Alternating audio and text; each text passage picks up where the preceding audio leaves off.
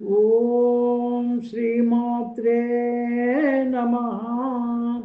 అభిమానులందరికీ ఆహాహా ఏమి పద్యం ఛానల్కు స్వాగతం, సుస్వాగతం.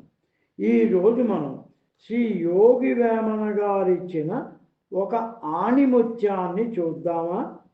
ఇది ఒక అద్భుత జీవిత సత్యం, నిత్యం ఆచరణీయం. ఒక కార్యసాధకుడు ఎలా విజయ సాధకుడు అవుతాడో, కర్తవ్య దీక్షలో ఎలా విజయుడవుతాడో, నిజమైన యోగి లేక కర్మయోగి అంటే ఎవరో సుస్పష్టంగా చెప్పారు ఈ పద్యంలో.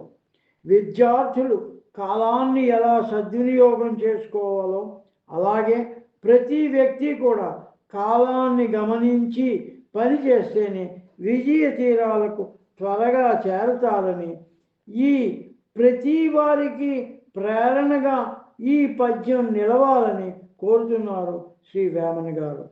కాలాన్ని అలక్ష్యం చేస్తే అనుకున్న లక్ష్యం సాధించలేరనే ఆ అతి విలువైన పద్యం విందామా? ప్రొద్దుపడుచు చోట ప్రొద్దు నిలుచు చోట, ప్రొద్దుపడుచు చోట ప్రొద్దు నిలుచు చోట, ప్రొద్దు గ్రుంకు చోట పొసగ చూచి, ప్రొద్దిరిగిన వాడు పొలుపైన యోగిరా విశ్వదాభిరామ వినురవేమ.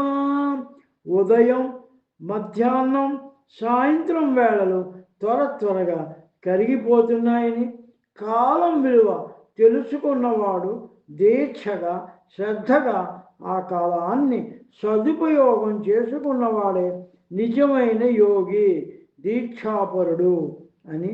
కాలాన్ని వ్యర్థం చేయక త్వరగా మాయమవుతున్న పగటిని, రాత్రులను గమనించి ఒళ్ళు వంచి పని చేయాలని ఏ కార్మికులైనా, కర్షకులైనా సరే, వ్యక్తులైనా సరే దాని విలువను గుర్తించి దానికి అనుకూలంగా పనిచేసి అన్ని రంగాలలో సఫలీకృతవ్వాలని, జయకేతనం ఎగరయ్యాలని కాలం గురించి చక్కగా ఒక సద్బోధ చేశారు ఈ లోకానికి శ్రీ వేమన గారు. చూడండి, ప్రొద్దు అనే పదాన్ని అంటే కాలం మరల ప్రయోగించి కనుల ముందే కరుగుతున్న కాలగతిని చక్కగా వివరించారు ఈ పద్యంలో.